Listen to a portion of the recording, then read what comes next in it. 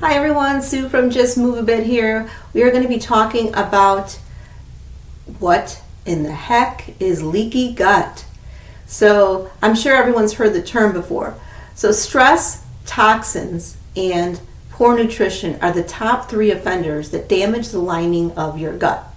So did you know that the lining of your gut is as thin as a strand of hair, if not thinner? Due to the fact of it being so thin, it is highly susceptible to being damaged. It's a lot easier for something to damage it. So when we are eating, what we want to happen is that our nutrients get absorbed in the gut lining and go into our bloodstream so that our cells, so all of those nutrients will go along into our bloodstream throughout our bodies, and we want all of our cells to get nourished by those nutrients so that our bodies can function properly. But what happens when our gut lining is damaged? So think of it as, let's say the best way is to picture holes in the gut lining. So holes, which are otherwise known as gap junctions. If there are holes there, then these foods that we eat, whether it's toxins or let's say highly processed foods, all of those nutrients go into our bloodstream. And this is something that in turn causes our immune system to react. So our immune system is amazing. It actually is meant to be there to attack the foreign invaders that come into our bloodstream. However, in this situation, what happens is it starts attacking the food particles, and the food particles get attacked, and over time, these, let's say we eat over and over time, for example, if we have poor nutrition and we're constantly eating foods that are not good for us, it will attack these food particles, and over time it causes inflammation in the body, which in turn, chronic inflammation causes illness and disease. And this in turn causes many symptoms such as digestive issues like diarrhea, constipation. We may also experience something like brain fog, nausea. Also, we have symptoms of anxiety and depression. So what happens is this immune system is meant to be there to help us. So typically, for example, it fights off bacteria.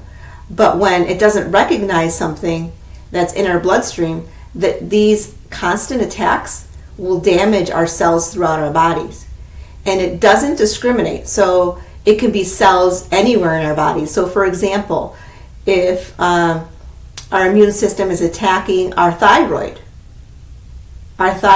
gets attacked, and in turn, we may develop Hashimoto's thyroiditis, for example. If our cells in our brain are being attacked, our immune system is attacking the brain and may cause MS, for example. Another thing is, so what about arthritis? Arthritis can happen as well from our immune system attacking our joints. Over and over again, this attack may lead to rheumatoid arthritis. So as you can see, there really is no part of the body that it can damage. It can damage any part of your body.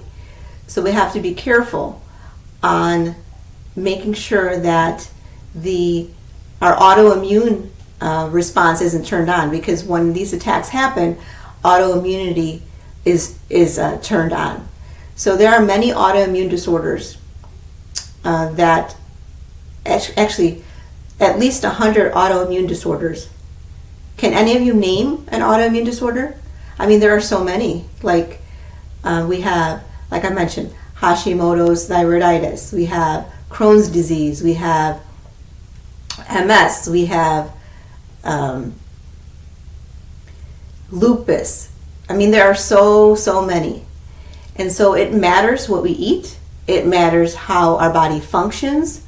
And how do we help our gut heal if, let's say, we have leaky gut?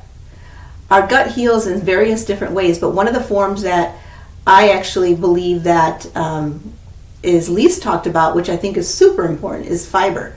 So fiber-rich foods feed our bacteria and give us the nutrients that our bodies need, so we can utilize that, so our cells in our bodies can function properly. There are other things that can be done. This would be a really long video if I would go into all of that. However, I just wanted to touch base a little bit and kind of just explain how leaky gut works. So I'm just going to reiterate just so that it's clear to everyone. So leaky gut, again, is, think of it as a hole in your gut lining.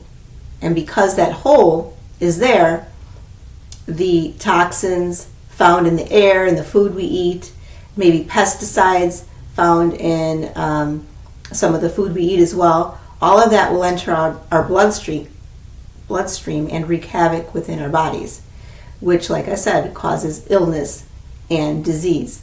So in functional nutrition, we try to look at why is this happening? So functional nutrition, the system that I use with my clients, is a system that is the same no matter your symptoms, no matter the disease that you may have been, the diagnosis that you may have been given by a doctor. So as long as you know how your body functions, you can begin to heal and understand that we have the power to heal ourselves. And our bodies are truly amazing. Our immune system is there for a reason. So the next time you pick up something, try to make a better choice so that you can feed your body with the proper nutrients so that our bodies can function properly. In the next video, it's important that we discuss the digestive system so that you can understand that it's all about digestion, and once our food is properly digested, then we have to make sure that we have a healthy gut in order for us to stay healthy. So thanks again for your time, everyone. I hope you enjoy the rest of your day. Please subscribe if you haven't done so already, and hit the notification bell so you don't miss any future videos. Thanks, everyone, and have a great day. Take care.